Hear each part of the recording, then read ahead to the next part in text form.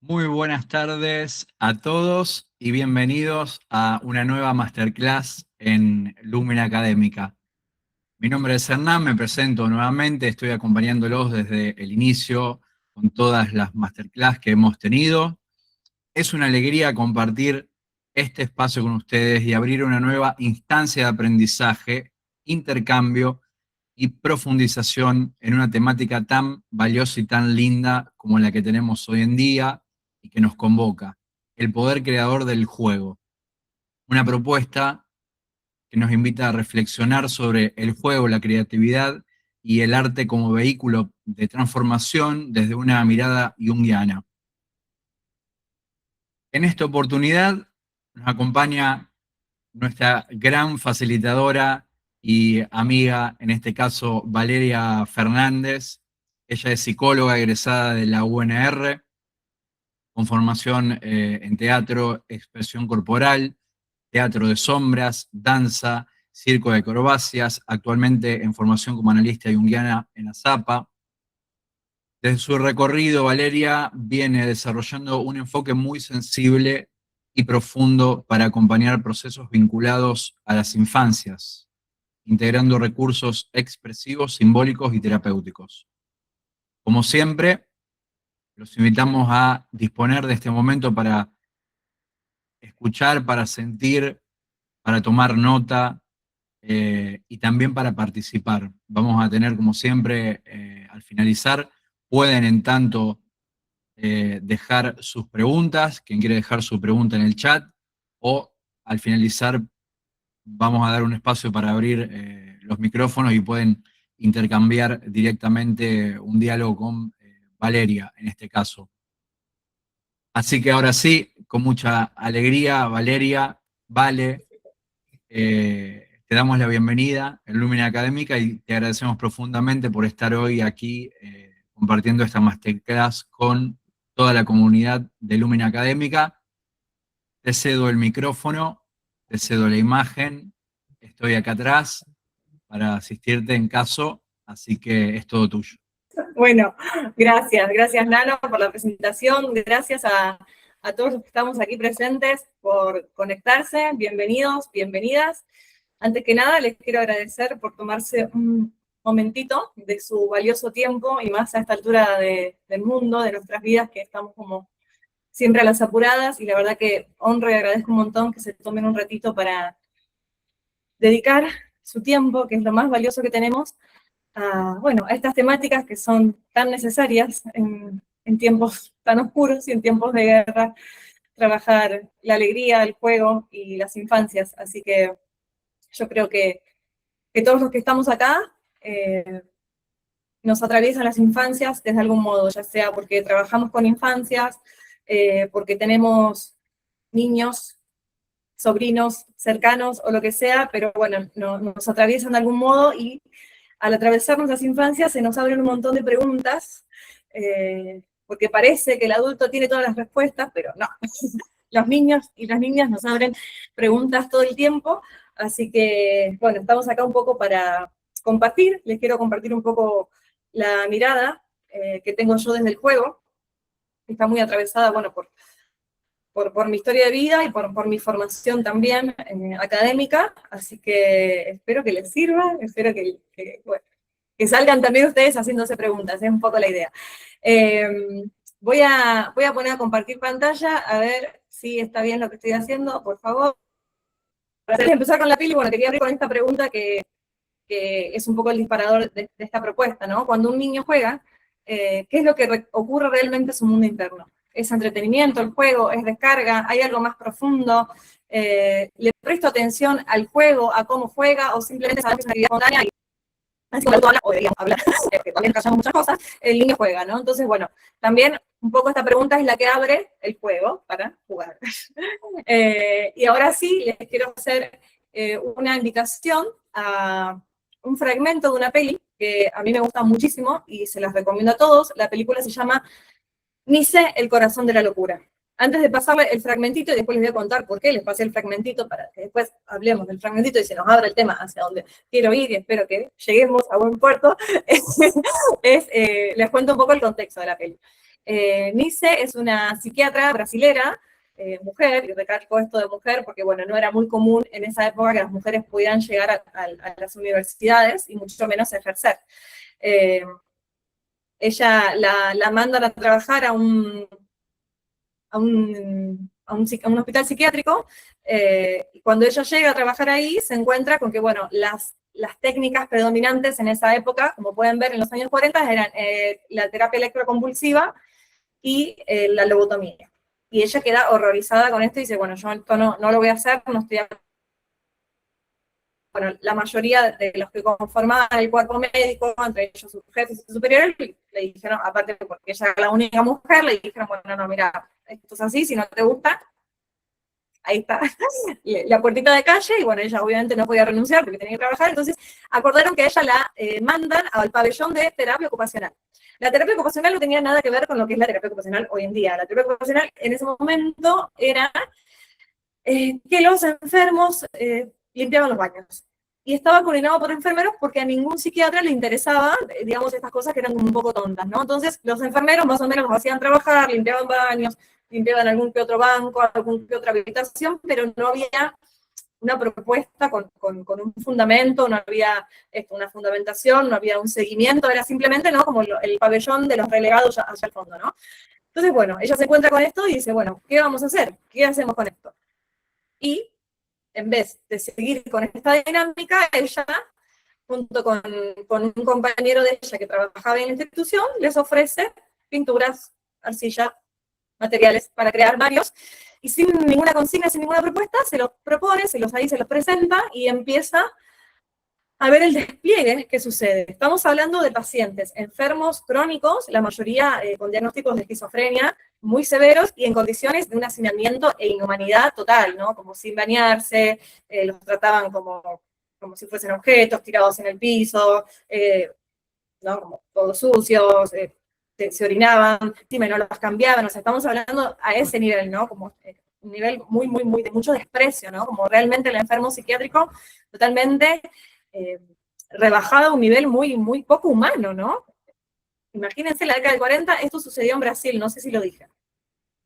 Bueno, ella empieza a darse cuenta que cuando estas personas que no tienen contacto con la sociedad, ¿no? Con el mundo exterior hace por lo menos 10, 15, 20 años, empiezan a traer imágenes y empiezan a crear cosas muy poderosas. Solo uno, creo, de todos los enfermos había tenido contacto con el dibujo, se había dedicado al dibujo antes. El resto eran todos humanos, como uno era obrero, el otro había sido, bueno, todos tenían oficios diferentes, ninguno tenía nada que ver con el arte, ¿no? Entonces, ¿de dónde saca esta gente este despliegue tan poderoso de imágenes tan fuertes, ¿no?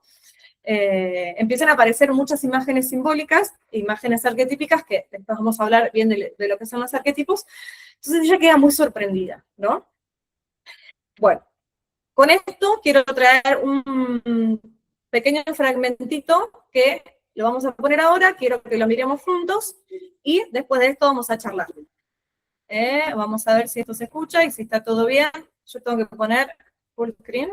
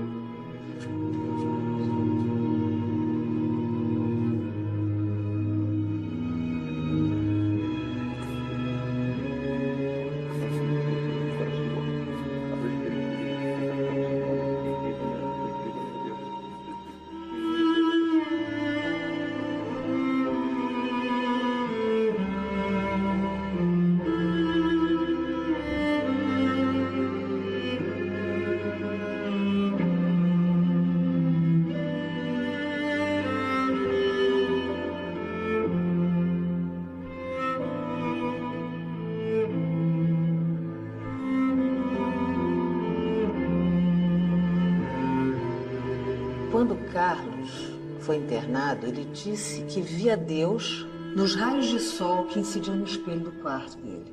Ele queria que todos vissem o que só ele estava vendo.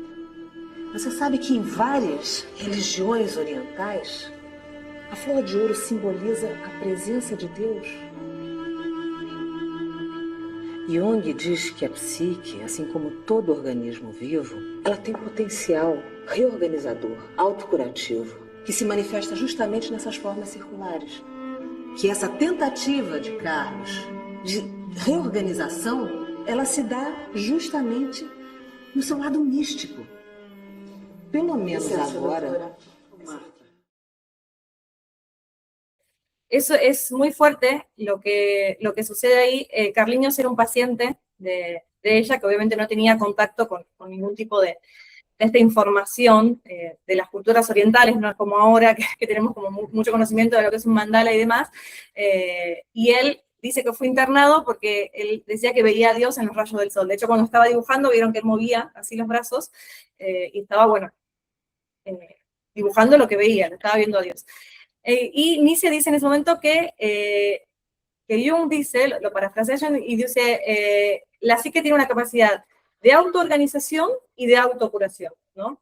Que es innata, que es inherente a nuestro psiquismo, ¿no? Y todos estos intentos que estaban haciendo, porque aparecían en estos enfermos muchas imágenes arquetípicas en forma de mandala, eran estos intentos de restitución, de reorganización de esta psique que estaba fragmentada porque la mayoría eran pacientes esquizofrénicos, ¿no? Entonces acá me parece una diferencia muy importante y sobre todo los que por ahí venimos de la psicología más tradicional, si querés podemos pasar a la otra, que venimos de la psicología tradicional en relación al conocimiento del psiquismo en función de Freud, ¿no? Acá hay una diferencia como muy abismal, ¿no? Para Freud, los que no sé si hay alguno que es psicólogo, que viene de la rama de la psicología, estaría bueno también saberlo. No me voy a meter mucho en esto muy profundo, porque bueno, esto es más abierto, pero bueno, para Freud el concepto de inconsciente está más vinculado a lo reprimido, está más vinculado al inconsciente reprimido, donde viven ahí, uno intenta sepultar todas estas pulsiones incestuosas, ¿no? De los objetos primarios y demás. Para Jung, el inconsciente tiene una cualidad creativa por sí misma, ¿no? Es una cualidad creativa. ¿No nos podemos pasar a la que sigue? Perfecto, ahí ya estoy en la slide que sigue. ¿Puedo dar play a la segunda parte? Dale. Bom dia, Pedro.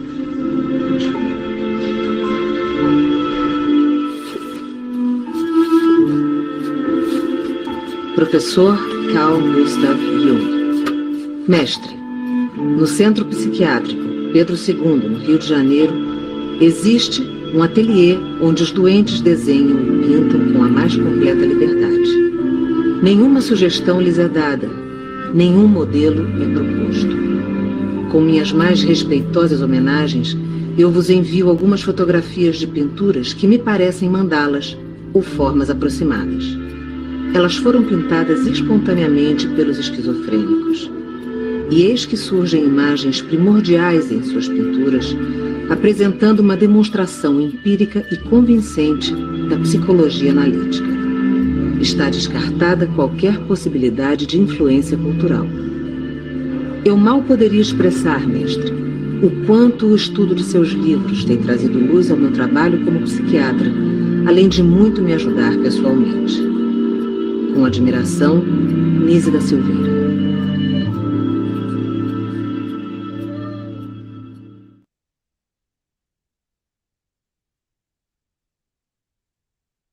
Bueno, creo que ahí quedó tildadito un poquito al final. Lo que podemos hacer después, Nano, es, no sé si todos lo vieron bien, es mandarle los dos fragmentos ahí al grupo en el que están todos para que después los vean tranquis. Y bueno, si por ahí hay una partecita que se tildó, lo pueden ver tranquilos. Bueno, ¿qué era lo que intentaba decir Nietzsche, ¿no? La psique intenta expresarse aún cuando el lenguaje racional falla, ¿no? Esto es importantísimo. La psique va a intentar siempre expresarse, manifestarte y va a expresarse de la manera que pueda, ¿no?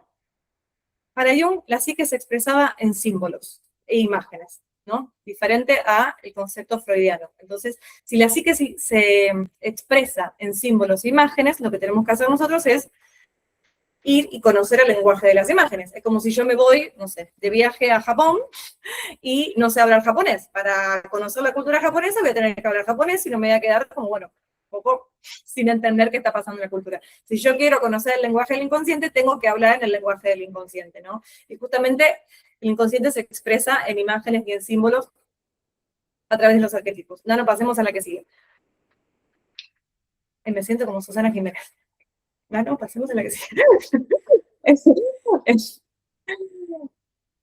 Bueno, mientras tanto, mientras pasamos a la que sigue, les quería hacer esta diferencia entre esto, el inconsciente freudiano, visto como un depósito de lo reprimido, donde aparece el conflicto, la represión y el trauma, y aparece, es esta fuerza, ¿no?, oscura que intenta como por salir a la luz, y que el yo hace como esta contrafuerza para que eso no salga a la luz, ¿no? Y eso, más allá de la primera o segunda tópica freudiana, no sé si hay algún psicólogo acá, más o menos la dinámica es la misma, ¿no? Bueno, algo, una fuerza que está reprimida, justamente la represión es uno de los mecanismos más fuertes del inconsciente freudiano, y otra fuerza que intenta salir a través del retorno de lo reprimido, o sea, el síntoma. Bueno, para Jung, el inconsciente es una matriz simbólica creadora. No quiere decir que no hay complejos personales, ¿no? Pero como todos saben, y si no lo saben, para Jung está, digamos, la estructura dinámica de la psique es muy diferente a la freudiana, a los esquemas freudianos, porque para Jung está, el yo, la conciencia, el inconsciente personal, que es ahí donde guardamos todo nuestro reservorio de complejos personales, que ahí, si bien no tiene tanta similitud con Freud, pero bueno, estaríamos hablando de nuestros propios complejos personales, y en un estrato mucho más profundo, dice Jung, como más en el fondo, más una cosa más primitiva, está lo que él llama el inconsciente colectivo, que es una especie de biblioteca donde están todos los registros de toda la humanidad a lo largo de la historia y del tiempo, ¿no? Y que todos tenemos acceso a ello. Pero de la única manera que tenemos acceso a esta información, que es impersonal, o transpersonal, como podemos llamar, es a través de las imágenes arquetípicas. ¿Y dónde se expresan las imágenes, los arquetipos? En mitos, en cuentos de hadas, en arte, en pintura, en dibujo, en lo que sea, ¿no? En el juego. Ahora vamos a ir ahí, ¿no? Entonces, bueno, para Jung una diferencia fundamental, que el inconsciente no es solo un lugar de conflicto, es también, como les decía, una matriz simbólica creadora. Y desde este lugar vamos a partir para entender por qué es tan diferente el juego, porque la mirada del inconsciente es también diferente, ¿no? Vamos a pasar a la que sigue. Bien, entonces, como les decía, la psique habla en lenguajes y símbolos, y la creatividad es uno de los instintos psíquicos. Otra de las diferencias, ¿no?, aparte del concepto de inconsciente que separó a Freud y a Jung, fue también el concepto de libido. Yo acá no traje esto porque no es el tema, pero bueno, para Freud la libido era energía sexual, y para Jung la libido es energía psíquica indiferenciada, ¿no?, que puede tomar distintos caminos, no es puramente energía sexual. Para Freud, el arte es la sublimación de, es otra meta más elevada de la pulsión, que es la sublimación, ¿no? Bueno, en el arte está la sublimación de las pulsiones sexuales. Para Jung, el instinto no habla de pulsión, la creatividad es uno de los instintos dados de antemano e innatos en el psiquismo humano, al igual que la reflexión, el hambre, la actividad y la sexualidad. La creatividad es inherente e innata a todo psiquismo, y todo psiquismo tiende a la autorregulación, como lo dijo Psique, y a la autocuración. Tenemos una tendencia innata en nuestra psique a la autorregulación, a la autosanación, a lo que él llama, ¿no?, la individuación, ¿no?, a venir a hacer lo que vinimos a hacer. Yo no puse acá la individuación, me parecían muchos conceptos, porque lo que vamos a trabajar es más el recorte de fuego. Entonces, si todo el psiquismo tiende a desarrollarse a sí mismo, a hacer a sí mismo lo que vino a hacer, ¿no?, como a desenvolverse, a integrar sus opuestos también sería, lo que tenemos que hacer, bueno, nosotros es un poco interferir menos, ¿no? Porque si la psique sabe, el alma sabe lo que vino a hacer, bueno, a veces nosotros por el yo interferimos un poco y tomamos otros caminos, ¿no? Que ahí es una diferencia fundamental. Ustedes fíjense en el video de Nice, que estos enfermos psiquiátricos encerrados durante 20 años, ¿no?, en el hospital psiquiátrico, su alma empezó a hablar y empezó a desarrollar, ¿no?, estas imágenes primordiales tan antiguas, ¿no?, sin que nadie les diga qué es lo que tienen que hacer. Poner un tallerate que les decía, bueno, poner el pincel acá, ¿no? Era simplemente el lenguaje mismo del alma que se estaba expresando. Entonces, algo hay, ¿no? Hacia en el fondo que tenemos como que empezar a conectar, que es nuestra guía, ¿no? Para poder evolucionar. Vamos con el otro. Entonces, tenemos que la psique habla en símbolos, que la creatividad es innata y es constitutiva de nuestro psiquismo, y que hay un inconsciente que es más allá de nuestro inconsciente personal y que es inherente a la historia de la humanidad toda y a la cual nosotros podemos acceder a través de las imágenes arquetípicas. Hasta ahí venimos bien, ¿no? Bueno, esto lo de la creatividad e instinto ya lo dije, bueno, es un poco para ampliarlo. El impulso creativo busca expresarse, da forma a la experiencia, favorece el proceso de individuación, que es lo que dije recién, y bueno, la creatividad tiene una raíz personal, atravesada en el inconsciente personal por la historia de vida de cada uno y los complejos personales, y arquetípica, que responde a estos patrones universales de organización de la información. Como dije antes, se expresan en mitos, en arte, en relatos y también en el juego, que es a donde queremos llegar. Vamos, Nano, a la que sigue. Bien, teniendo ahora esta información un poco más clara, vamos ahora a pensar, o sea, si esta clase se llama Juego en Infancia, porque Valeria me estás hablando de esquizofrénicos encerrados hace 20 años y no tiene nada que ver con los niños, ¿no? Bueno, tiene que ver y mucho, ¿no? Porque en la infancia el juego es el lenguaje del alma como en el adulto, lo dijimos, es el símbolo. En el juego el niño puede simbolizar, ¿no? El instinto creativo aparece naturalmente en el juego libre, en la fantasía, en el dibujo y en cualquier forma expresiva, ¿no? De los niños en la infancia. El juego es el vehículo de la creatividad, es el espacio de simbolización per se, ¿no? Y bueno, el ensayo de roles para la vida, porque también aparece el juego simbólico. Entonces, el juego es la manifestación del alma en los niños, no es la manifestación del psiquismo en los niños, es la manera que tiene el niño de simbolizar experiencias de su mundo interno. No solamente, respondiendo a la pregunta del principio, bueno, una forma de entretenimiento y nada más. ¿Lo hacen con placer? Sí, perfecto, porque si no hay tampoco disfrute y placer, también sería más complicado llevarlo. ¿Hay otro tipo de juego donde no hay disfrute, que son juegos más compulsivos y más de descarga? Sí, pero cuando aparece este juego es la capacidad de simbolizar esto del mundo interno que los niños tienen dentro, ¿no? Vamos a la que sigue.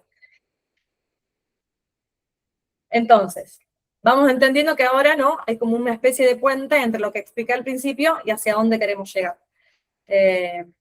Bueno, esto ya lo dije. Permite explorar la identidad, favorece la integración psíquica, y ahora vamos a ver por qué favorece la integración psíquica, y nos permite entrar en contacto con el mundo interno, ya lo dije antes, ¿no? Es muy importante tener entonces en cuenta el concepto de simbolización. Otra cosa, no pasamos a la que sigue, es que a nivel del neurodesarrollo, ¿no? Los niños no tienen todavía conformado, digamos, el yo construido. Cuanto más pequeños son, también más cercanos están, ¿no? A ver, vamos a hacer una analogía. A nivel neurodesarrollo, el niño no tiene desarrollado todavía el neocórtex o la corteza prefrontal, que es la última etapa a nivel evolutivo de nuestros cerebros. La va desarrollando a medida que él va creciendo, va haciendo más conexiones sinápticas, va haciendo más poda neuronal, va reforzando unas cosas y va ¿no? Anulando otras según los estímulos del ambiente. Por eso dicen los médicos que son tan importantes los primeros 2 años, porque son estructurantes de nuestro sistema nervioso y obviamente también de nuestro psiquismo, ¿no?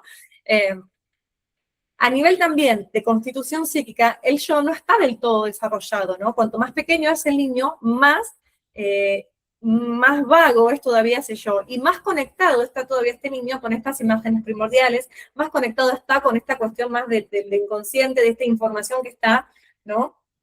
Un poco más atrás y más universal, ¿no? Por eso también los niños traen mucho de esta información, a lo mejor de lo personal, porque no solamente el juego no es que es solo impersonal, sino también de esta información que está pasando, ¿no? Como a nivel de lo colectivo, están muy conectados con eso porque las defensas todavía se están armando, se están construyendo, ¿no? El yo está en proceso de construcción y las defensas yoicas están en proceso de constitución también. Entonces, tienen como mucho más acceso, tienen más permeabilidad, ¿no? Cuanto más pequeño es el niño, más cercano está, ¿no? De esta memoria un poco más ancestral, a conectar, bueno, con esta información. Desde la función simbólica, la posibilidad de simbolizar esto del juego, algo del mundo interno hacia el exterior, Lo interno puede verse, obviamente, visible, representable y compartible, porque si no hay simbolización va a ser muy difícil que todo el mundo interno pueda salir hacia afuera, y si no hay simbolización, no hay posibilidad de transformación, que es lo que vamos a ver más adelante. Bueno, lo que decía, el juego no solo crea, sino que transforma. Vamos a pasar a la que sigue. Bien, el acto creativo y la transformación.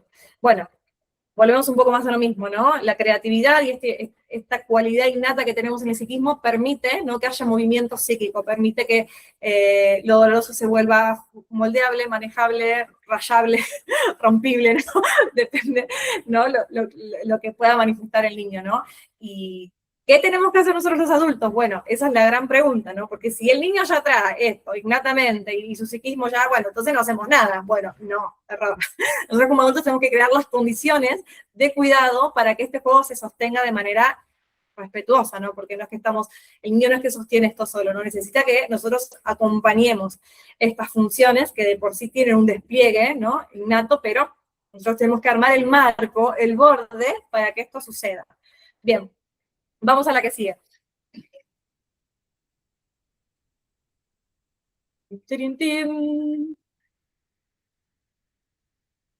Bueno, les quiero leer esta frase de Chodorov que me parece súper importante y la voy a leer. El juego simbólico permite al niño reinterpretar experiencias emocionales, incluso las más difíciles. Reinterpretar experiencias emocionales, incluso las más difíciles, porque en el juego la psique encuentra una vía para transformarlas. Otra vez acá estamos haciendo que si el niño puede simbolizar, va a poder transformar. Y si puede transformar, va a poder integrar esa experiencia, ¿no? Ahora vamos a explicar bien los pasos, pero el paso fundamental es que el niño pueda, de ese mundo interno, traer algo, simbolizarlo en un objeto externo, ¿no? Y eso es fundamental. Por eso el juego no es solo juego y no solo entretenimiento, es la manera de entrar al mundo interno de los niños. Así como Psique entró al mundo interno, o sus pacientes psicóticos sacaron su mundo interno afuera a través del arte, porque obviamente los que trabajamos con niños también trabajamos mucho con técnicas expresivas. Vamos a la que sigue.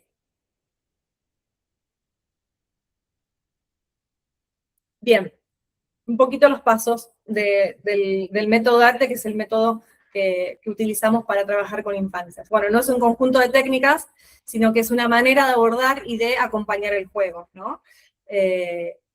Y obviamente los procesos del niño para poder facilitar y acompañar la transformación, que es lo que nosotros nos compete, ¿no? Vamos a la que sigue. Entonces, vieron que yo les hablaba recién como de pequeños pasos que tenemos que seguir. Bueno, hacia allá vamos. A, método arte. A, acompañar. R, de representación simbólica. T, de transformación. E, de elaboración e integración. Eso es lo que vamos a ver ahora un poco más detallado, y al final vamos a traer una viñeta clínica para que vean cómo aplicamos esto en la vida cotidiana, porque se nos queda así como toda una maraña teórica muy bonita, pero esto sale de la clínica, esto nació en la misma práctica, ¿no? Bueno, acompañar. Vamos con la A de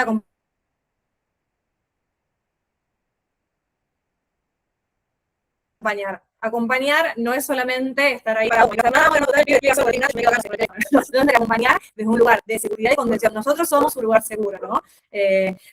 Dora Kalf hablaba mucho de esto, de crear el espacio seguro y protegido del niño, ¿no? Como, bueno, esta cosa donde nosotros vamos a crear ese borde, ¿no? Este espacio donde tiene que haber esta seguridad. Si no hay seguridad, si el niño no se siente seguro, y ahí podemos evocar las teorías del apego que ustedes conocen, podemos evocar obviamente a Winnicott, que ya habló de esto, ¿no? Que el juego se tiene que dar un espacio, ¿no? En este holding, donde tiene que haber este espacio cuidado, el niño no va a desplegar su mundo interno. Y más si son niños que vienen, obviamente, de contextos de mucha vulnerabilidad emocional, afectiva, o del tipo de vulnerabilidad que sea. Entonces, nosotros tenemos que ocupar este rol de, bueno, de contener, ¿no? De estar presentes para que eso se despliegue solo, ¿no? Y eso se ocurre con presencia. Una presencia donde el juego no es dirigido, no, ay, che, mira, tenés que pintar un poco más ahí, porque, ¿no? No vamos a dirigir el juego, pero tampoco vamos a dejar que haga lo que quiera, como librado al azar, como, si bien el juego libre está buenísimo, pero el juego libre también tiene, ¿no?, límites, ¿no? Y acá estamos tratando de abordar, de poner límite a eso que está desplegando en el mundo interno, y que por lo general las primeras veces va a salir muy desordenado, muy desbordado, muy caótico, porque el niño no lo puede procesar, ¿no? Entonces, es sostener. Sostener en el mejor de los pasos. Ya lo saben, y desde la teoría del apego, que no lo traje acá porque, bueno, no nos alcanza la clase para todo, pero bueno, en el curso después lo vemos más largo. Cuando el niño encuentra un espacio seguro y puede lograr un apego seguro, ¿no? Puede desplegar un montón de condiciones que él tiene porque sabe que hay un otro que está ahí sosteniendo cuando él no puede, ¿no? Así que bueno, ese es lo primero, es crear un borde, crear un marco de acompañar de forma respetuosa, sin tampoco hacer interpretaciones aceleradas, ¿no? Ah, este mono que hiciste con plastilina, entonces, bueno, tiene que ver con tu madre que, estoy inventando, ¿no? Con tu madre que te golpeó, ¿no? Ahí cortamos el proceso creativo. Si damos interpretaciones muy apresuradas, cortamos el proceso creativo. Entonces, a veces es como dejar que eso se despliegue solo en este tiempo, que es un tiempo más del no tiempo, ¿no? Un tiempo más como del kairos. Bien, vamos a la que sigue. Bien, lo mismo que dije recién, el adulto no dirige el proceso, pero sí lo sostiene, ¿no? No dirigirlo, no tener un rol activo no quiere decir que vamos a estar así como tirados sin hacer nada, ¿no? La función es ofrecer un marco seguro, habilitar la expresión que solo va a aparecer si nosotros estamos ahí, ¿no? Sosteniendo para que esto aparezca y no invadiendo, ¿no? Bueno, eso. Que a mí a veces también me sigue pasando, ¿no? Cuando me entusiasmo mucho, empiezo, ¿no? Como a hacer preguntas y yo veo que los niños solos me ponen el límite. A veces estoy preguntando de más, no, bueno, y ellos solos van cortando, ¿no? O dejan de jugar, o uno me dijo, me hace muchas preguntas. Y me cuenta que estaba yo interfiriendo, ¿no? En su proceso creativo, que estaba buenísimo lo que estaba haciendo, ¿no? Pero bueno, también ese timing uno lo va encontrando con el tiempo, con cada niño es diferente, pero sí estoy segura de que más allá de que a veces le podemos pifiar o no en alguna de las cuestiones, si no creamos ese marco de contención y cuidado, el despliegue simbólico no sucede. Bien, vamos a la que sigue. O puede suceder, pero no lo podemos tomar, ¿no? O el niño no lo puede tomar, entonces, bueno, perdería el sentido. Acompañar no es interpretar de más, no es corregir, no es un juego moralizante donde, bueno, este juego te va a traer tal cosa, es simplemente permitir que el juego haga lo que tenga que hacer y que el adulto cuide ese espacio. Ya lo dijimos, el juego en esta mirada no tiene un carácter de aprendizaje, ¿no? O sea, si hay un aprendizaje está buenísimo. Con esto no quiere decir que estamos en contra de los semáforos de las emociones, de lo que sea, porque de hecho yo en algunos casos lo uso y está buenísimo, pero no estamos queriendo que el niño haga consciente la emoción o que desde la razón explique la emoción, sino tenemos que ir al lenguaje de la emoción, tenemos que ir como en el camino inverso, ¿no? En las propuestas por ahí más de la corriente cognitivo-conductual, que te digo que están buenísimas y sirven un montón para ordenar, yo las rebanco y algunas las sigo usando con muchísimos niños, uno trata como de expresar con la palabra, con alguna apoyatura visual, ¿no? Como la emoción, lo que está pasando. Acá al revés, ¿no? Vamos en el sentido contrario, ¿no? Como más para atrás, más primitivo. Nosotros vamos al lenguaje de la emoción y le vamos a dar una forma, ¿no? La forma la vamos a dar desde alguna técnica, alguna herramienta artística, creativa, o lo que el niño encuentra a mano, que se sienta más cómodo para hacer, ¿no? Una vez que nosotros creamos el marco, empieza a aparecer la forma, ¿no? Vamos a la siguiente. Bien, listo. El adulto como sostén, ya lo dije, es continente, si queremos nombrar algunos de los autores que ya nombré, y es el creador del espacio libre y protegido. Vamos a la que sigue, porque quiero que lleguemos por ahí al ejemplo, porque veo que se me está haciendo un poco más tarde. Bien. Si creamos este ambiente de contención, ¿no? De protección y cuidado, puede aparecer la simbolización. Esto es lo que dijimos, R de representación simbólica. El símbolo como mediador, esto ya lo dijo Jung, el símbolo tiene una patita esto lo decía una persona mía, una patita en el consciente y una patita en el inconsciente, ¿no? Y es como una función mediadora que está ahí como operando entre dos instancias psíquicas y que lo que hace es traer un poquito de información acá, moja la patita acá, moja la otra patita acá y va creando un nuevo elemento, ¿no? Con mucho de acá, va creando, ¿no? Un nuevo elemento que también se puede pensar desde la psicología junguiana como una función trascendente. Pero no lo vamos a dar ahora, pero bueno, para que lo tengan en claro. Esto permite que el mundo interno salga afuera, tome una forma concreta, ¿no? Porque si no, bueno, como la emoción es algo muy vago, ¿no? Tenemos que darle una forma, tenemos que empezar a darle como un cauce. Y para eso el niño necesita darle forma, darle concretud, ¿no? Y nosotros vamos a acompañar, obviamente, ese proceso. Vamos con la que sigue. Bueno, acá ya lo dije, la función trascendente, ¿no?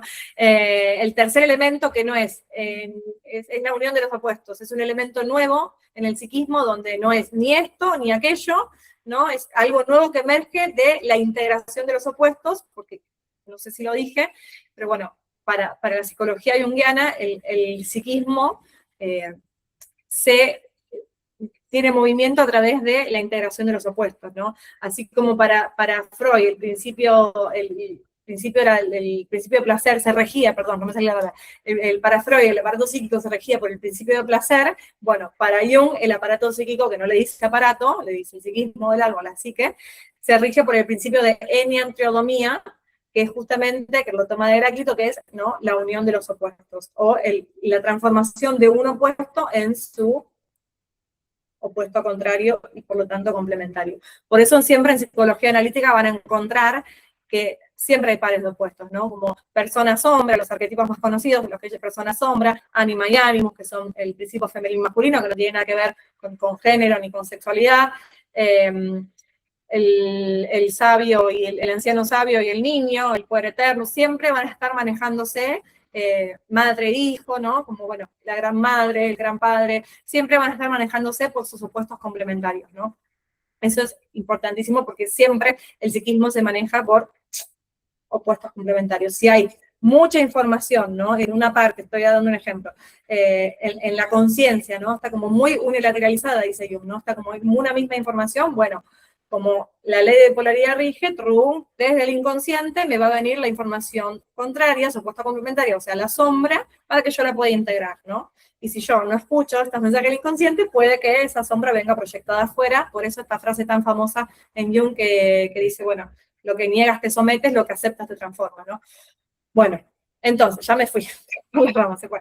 El símbolo actúa como puente entre lo que siento y lo que voy a elaborar más adelante, ¿no? Es esta exteriorización de este mundo interno concretada en un elemento particular o varios elementos, y obviamente que estos elementos son móviles, no es que, bueno, listo, hice acá, no sé, me estoy inventando, hice acá, no sé, un trencito, listo, el trencito, porque si no el símbolo se transforma en signo, ¿no? Y el trencito tiene que ver con que mi papá no me iba a buscar a la escuela, qué sé yo, me estoy inventando.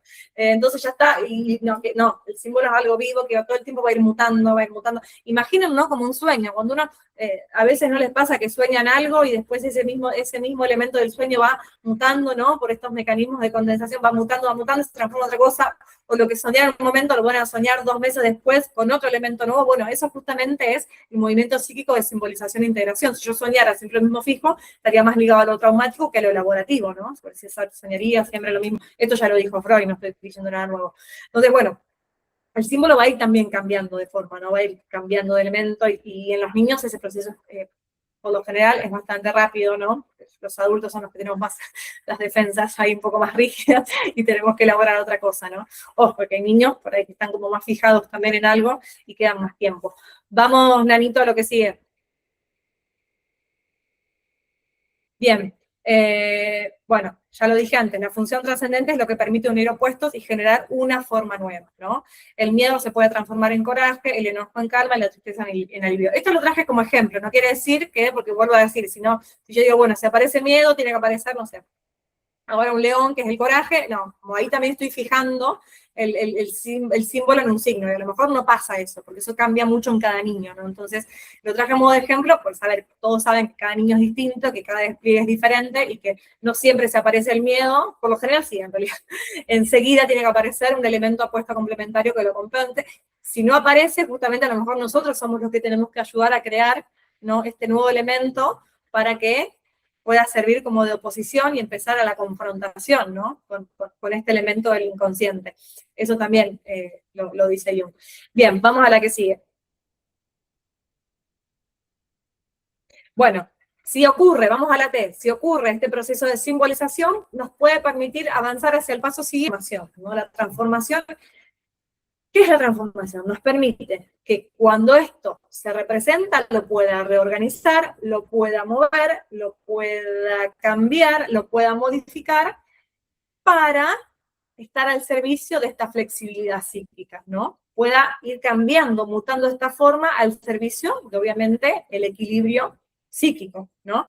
Entonces, bueno, y acá es donde decíamos al principio, la creatividad funciona, en este caso es donde opera la creatividad, ¿no? Bueno, listo, aparece el trencito acá, bueno, pero quizás el trencito después se transforma en un autito, quizás el autito después se transforma en esta otra cosa, y después me voy caminando a la escuela y ya no le tengo más miedo a la oscuridad, que se llama, me estoy inventando en el momento, ¿no? Como, bueno, empiezan a aparecer estos elementos que la transformación nos permite moldear este símbolo que pudimos exteriorizar, ¿no? Que es fundamental, pero no hay transformación posible si no podemos hacer un pequeño recorte, una pequeña extracción, ¿no? De este mundo interno hacia afuera. Nano, vamos con la que sigue.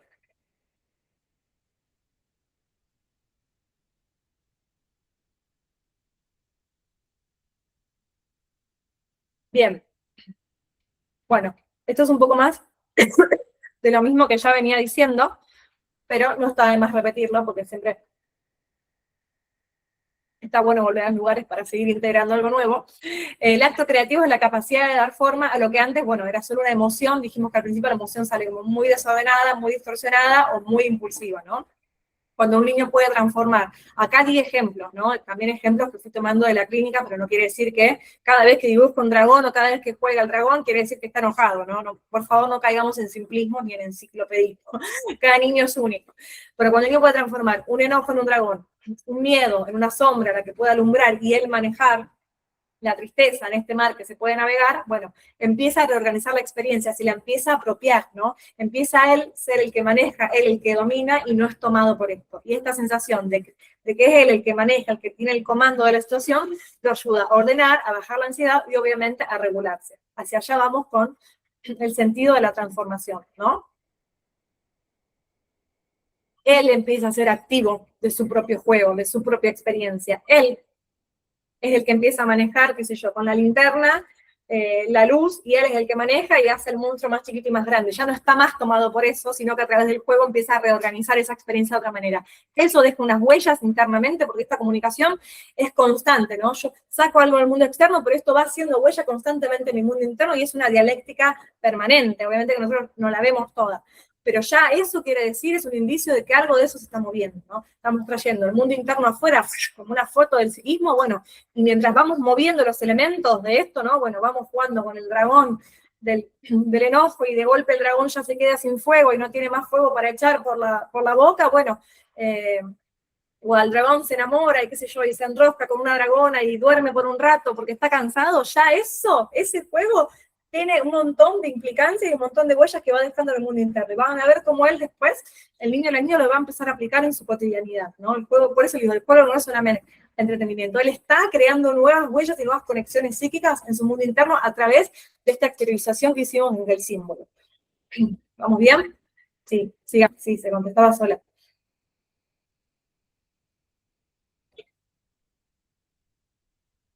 Bien. Vamos con la que sigue. Bien, si todo esto puede ocurrir, en el mejor de los casos, y quiero que lo sepan que no es algo que A me lleva a B, B me lleva a C, no ocurre en forma ordenada y no es que termina una etapa y empieza otra, no, ocurren por lo general en formas desordenadas. Puede haber niños que se queden mucho tiempo intentando armar este espacio seguro, a lo mejor tenemos que estar como mucho tiempo armando, ¿no? Como este rapport, este buen holding. Hay niños que ya lo traen y van directamente a la simbolización, hay niños que no tienen muchas herramientas para simbolizar y más podemos estar hablando por ahí de alguna neurodivergencia, entonces tenemos que nosotros prestar un poco esta función psíquica de simbolización, ¿no? Cada uno se va a quedar en su etapa lo que pueda, algunos avanzan más rápido, otros van y vuelven a la misma, otros quieren, bueno, ya sabemos que el mundo, y hay tantas personas, tanto psiquismo como personas, entonces es muy particular eso. Pero cuando él puede empezar a transformar esa experiencia, comienza la etapa de elaboración, ¿no? Que es empezar a darle sentido, no con palabras, sino con una interna. Es como un insight emocional, ¿no? No es una racionalización, sino que él internamente empieza como a encontrar otro orden, ¿no? Con esto les traigo un pequeño ejemplo de una niña que tenía una conducta como muy disruptiva, tenía muchísimos problemas de conducta en la escuela, viene por derivación de la escuela, muchísima inquietud, un cuerpo, ¿no? Como que no encontraba causa por ningún lado, y tenía muchísimo talento para moverse, para la danza, las acrobacias, pero bueno, era un cuerpo que estaba un cuerpo muy inquieto constantemente, ¿no? Obviamente que tenía una situación ahí con el padre, una situación de abandono, bueno, que ella no podía nombrar esta ausencia del padre, trabajamos un montón. Y sobre el final de unos talleres que estábamos haciendo, que habían pasado varios meses, ella estaba recortando, ¿no? Estábamos todos recortando, no, por unas figuras que estábamos haciendo, y me dice, me siento contenta, dice, por fin encontré a alguien que me entiende. Yo me quedé mirándole, no. Hablaba de sus compañeros en un taller grupal que estábamos haciendo, ¿no? Ese insight fue de ella, ¿no? Yo no le dije, che, mirá que acá tu padre no está, entonces vos estás triste porque tu padre... Yo no le dije nada. Ella sola fue la buena de estas situaciones y empezó a sentirse parte por primera vez, porque obviamente no tenía amigos en la escuela, los niños la rechazaban porque ella también rompía el juego, bueno, tenía unas conductas como también muy agresivas. Y para mí eso fue parte de la elaboración, no fue como esto que vino después, como que decantó solo, y fue muy linda la imagen, porque ella empezó a mirar así, dijo eso, ¿no? Y siguió recortando. Y obviamente que eso coincidía con que su conducta disruptiva había disminuido un montón, que tenía un cuerpo mucho más organizado, hacía juegos en los cuales respetaba las consignas, ¿no? O sea, después el del insight vino y la palabra fue lo último, ¿no? Que llegó, fue lo último. Por eso la elaboración es algo que nosotros tenemos que encargarnos de hacer sí o sí, ocurre per se, ¿no? No es algo que nosotros tengamos que desarrollar de más, pero sí obviamente crear las condiciones y también confiar, ¿no? Que el alma sabe lo que hace porque tenemos esta capacidad innata que nos lleva hacia la individuación, hacia la integración, ¿no? De los opuestos. Entonces, tenemos que un poco confiar en que el alma va a ir desplegando su sabiduría en estos procesos, ¿no? Por eso también es importante que tengamos cuidado cuando hacemos las intervenciones o cuando no hacerlas, ¿no? A veces hacemos una intervención, bueno, el trencito es tu papá, chao. A veces eso puede crucificar el símbolo y transformarlo en un signo y ahí puede que no haya más movimiento creativo, ¿no? No quiere decir con esto que no tengan nunca que interpretar, por favor, ¿no? Cada uno tiene que saber dónde interpretar y dónde no, pero también saber que eso nos puede ir trayendo otra cosa. A veces las interpretaciones cerradas circunscriben el signo, el símbolo, transformándolo en símbolo, y a veces ayudan a crear este insight, ¿no? Bueno, depende cuándo y dónde la hagamos. A veces uno del entusiasmo, ¿no? Porque nuestra mente va más rápido y de afuera vemos todo más rápido, como que, bueno, esto va acá, y no, bueno, y la persona va a otro tiempo, ¿no? Y también tenemos que saber aprender y a confiar que esta elaboración se da, y que es el último paso, y que es inevitable, y es corolario de todo lo que venía pasando detrás, ¿no?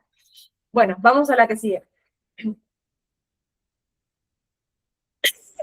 Elaborar implica asentar lo vivido, bueno, unir la emoción, símbolo y acción, y sentir esto es mío, yo puedo con esto, yo soy la que prende y apaga la luz ahora, ¿no? No es el monstruo que viene y en la oscuridad y me ataca, yo soy la que elijo cuándo manejo la luz y cuándo no. Empiezo a apropiarme, ¿no? De esto, a aprender, el famoso aprender con H, de esta experiencia. Yo no estoy más tomada por la compulsión repetitiva de la experiencia, ahora soy yo quien manejo la experiencia porque lo pude moldear, la pude transformar, la pude simbolizar, me pude contener, no, vamos, a lo mismo.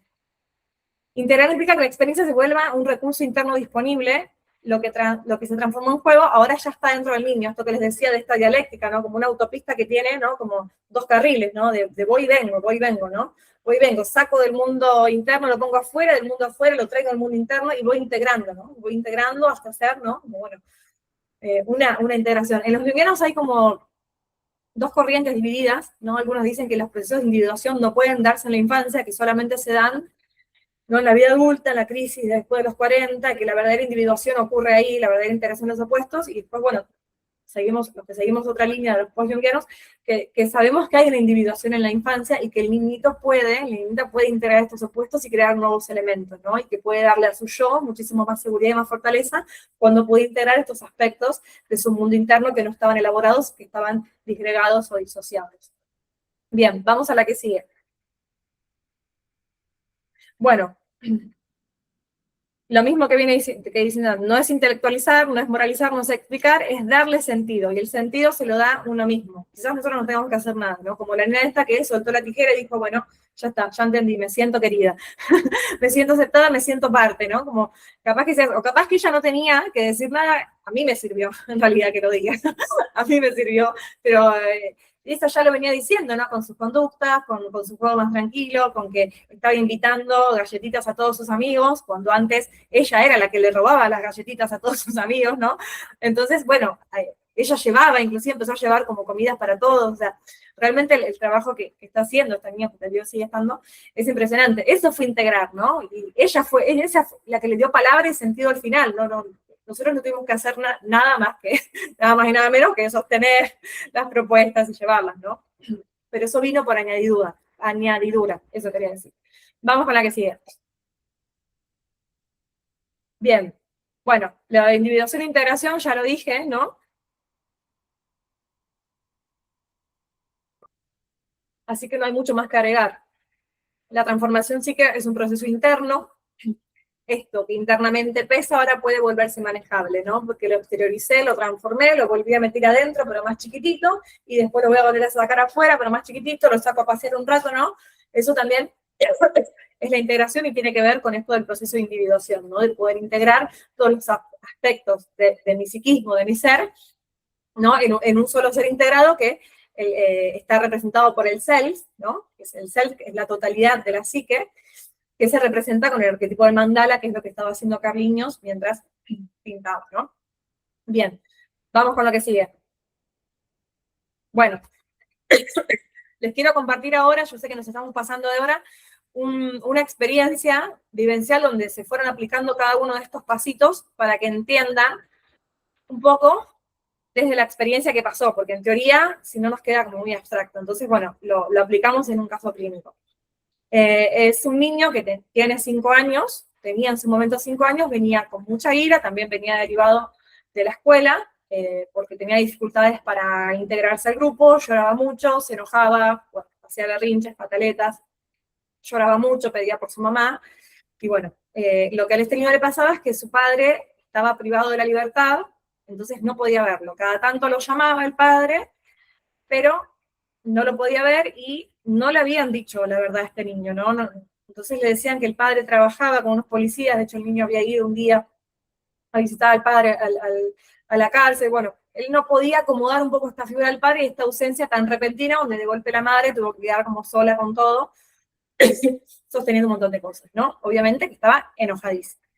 Entonces, un día él viene al consultorio pegando patadas, ¿no? Pegando patadas y enojadísimo porque no quería venir. Obviamente cuando son niños tan pequeños sabemos que la demanda viene de los padres, pegando un montón de patadas, y ¿yo qué hice? En vez de decirle, no, fulanito, no pegues más patadas, no, como en vez de moralizarlo, ¿no? Y restringirle su emoción que salió desbordada, yo empecé un poco a imitar la conducta, ¿no? Entonces, bueno, él estaba así, pegaba batalla, yo lo empecé a comentar, sí, estamos muy enojados, qué sé yo, y justo tenía unas masas arriba de la mesa, ¿no? Entonces él empezó a tirar las masas, ¿no? Las empezó a tirar al piso y yo agarré las otras masas y las empezamos a tirar los dos al piso, ¿no? Con mucha fuerza. Ahí ya empezó a aparecer esto de la descarga, que si no hay tampoco, ¿no? Como esta descarga más física, no hay mucha posibilidad de simbolización.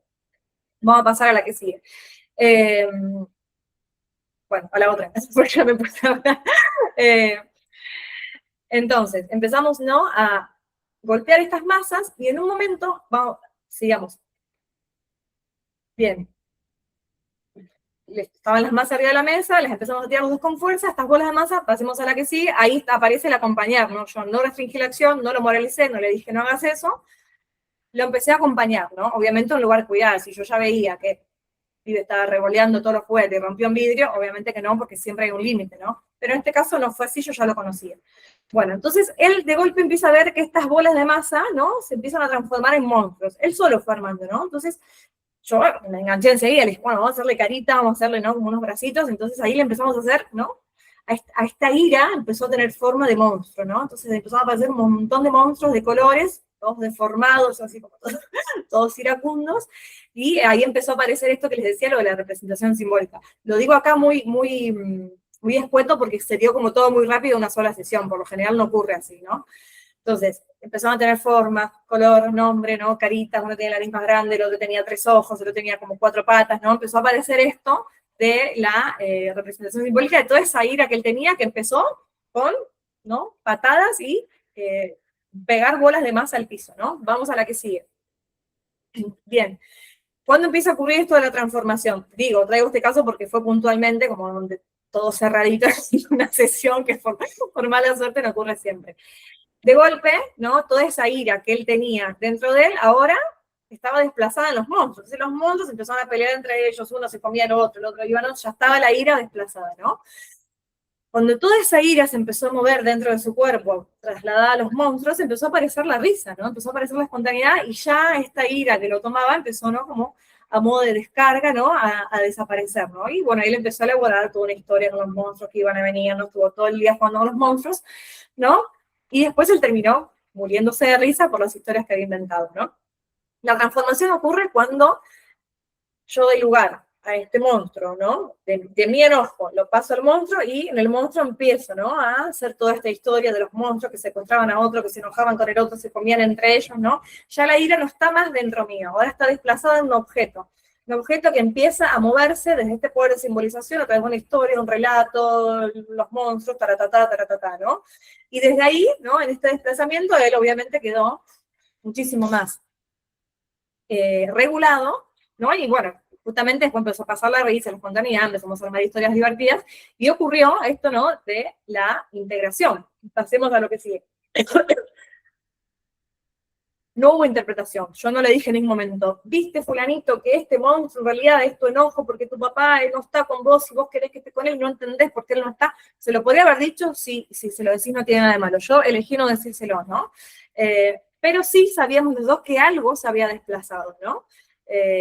A partir de ese momento, junto con otras sesiones, él empezó a mejorar muchísimo, ¿no? Sus estallidos de ira desaparecieron, se pudo integrar al jardín bien, ya no lloraba más, de hecho le decía a la madre ya que se vaya, ¿no? Porque él tenía mucha angustia, del jardín tenían que llamar a la madre para que venga a buscarlo todo el tiempo, porque era una angustia muy desbordante que tenía, imagínate, ya perdió una figura de cuidado de la nada, y la única que le queda, no sabe si está o no, porque no le habían dicho la verdad, bueno.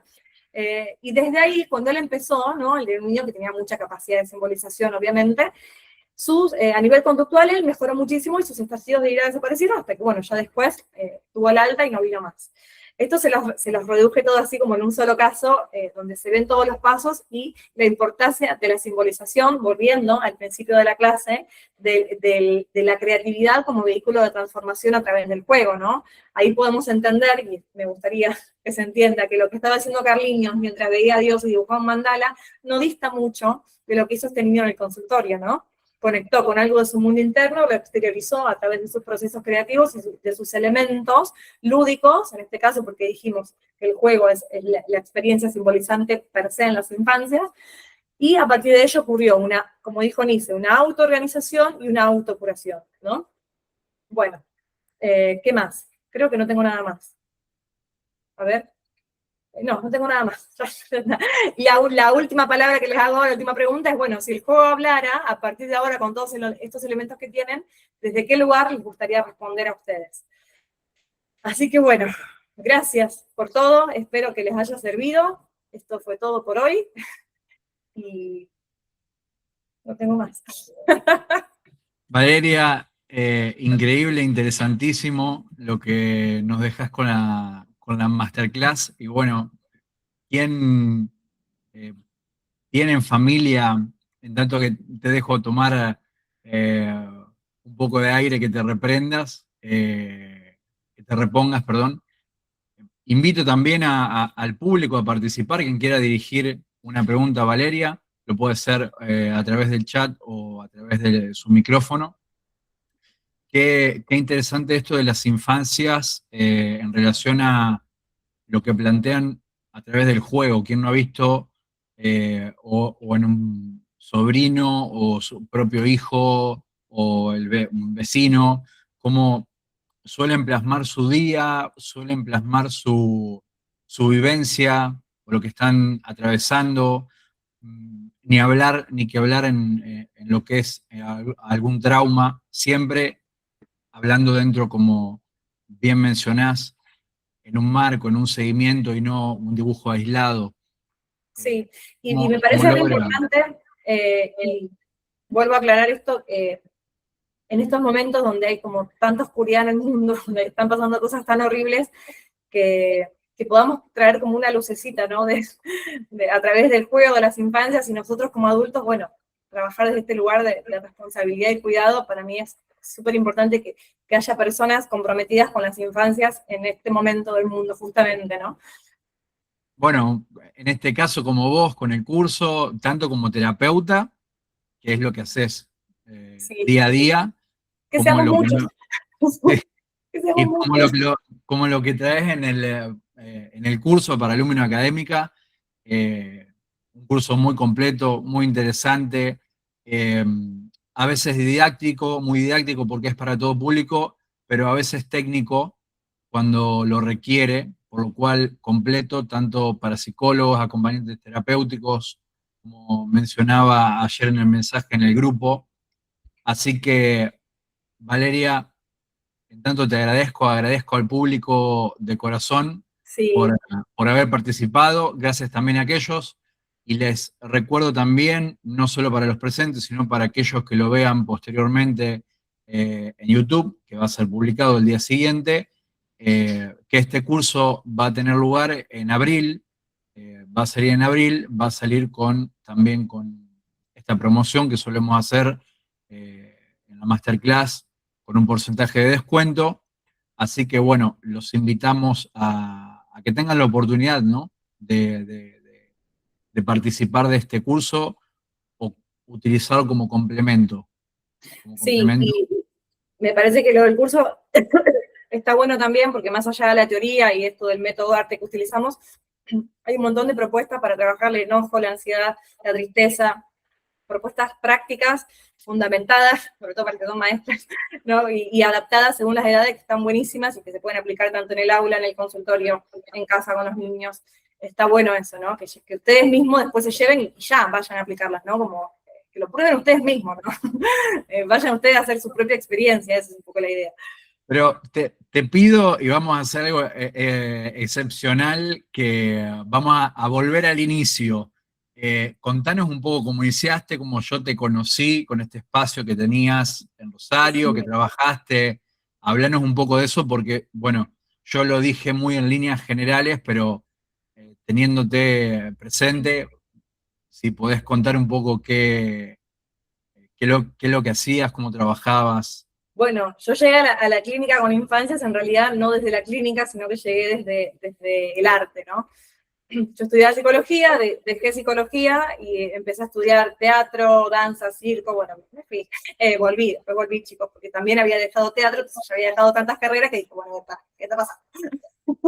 Pero bueno, el arte lo seguía haciendo como hobby, dije, si yo no puedo hacer psicología sin un título, porque si no, me quedé como, bueno, con la informalidad de todas las disciplinas, teatro de sombra, sobre todo, que teníamos compañías, hacíamos giras y demás. Y cuando empecé a trabajar con niños, empecé primero desde el circo, donde hacíamos como espacios de expresión corporal, de circo. Después yo tuve mi propio espacio allá en Rosario, que se llamaba El Umbral. Hicimos 7 años que lo cerramos en la pandemia. Y bueno, y antes de eso, 14 años dando clases.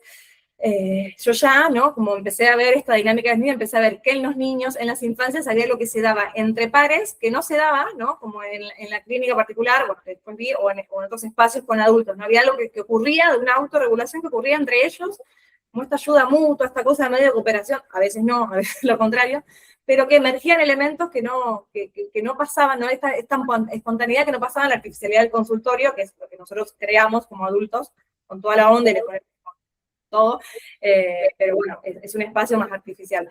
Y bueno, cuando me recibí, yo ya estudiaba, pero en la informalidad de la línea junguiana, sigo todavía estudiando en la Zapa, y empecé a trabajar con talleres de niños, además de la clínica, donde empecé ya a trabajar como este juego más terapéutico, incorporando estas herramientas artísticas, pero porque yo ya las traía de mi vida de artista, ¿no? Y dije, bueno, para el arte esto no es solo entretenimiento, acá hay algo que transforma, ¿no? Entonces, bueno, ahí empecé a unir como mis dos pasiones y acá estamos en este híbrido. Bien, bien, vale, contento, te lo transmito una vez más que estés acá con nosotros en Lumina Académica. Muy interesante la temática, muy interesante el trabajo con los niños que van a ser el futuro. Sí. Esto Sí, es un punto fundamental. sí. Y bueno, y al público, nuevamente la invitación, Gracias. quien quiera, no, a vos por esta masterclass.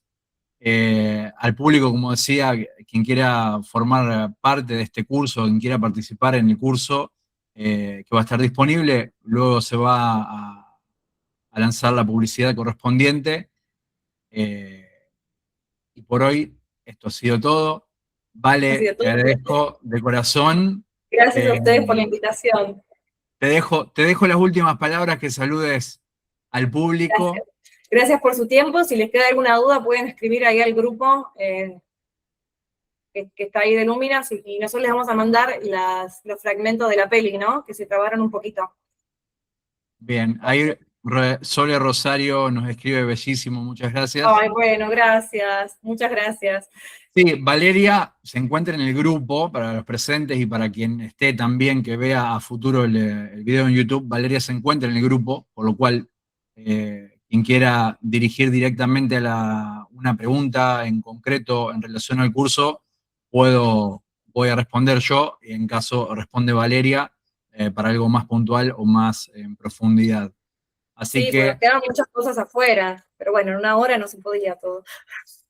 no, igualmente fue una visión panorámica amplia, una visión panorámica bueno. amplia de lo que se trata del curso. Bueno, Yo gracias a agradezco todos. y saludo una vez más a todos. Chau, chau. Buenas noches. Gracias a todos y nos vemos.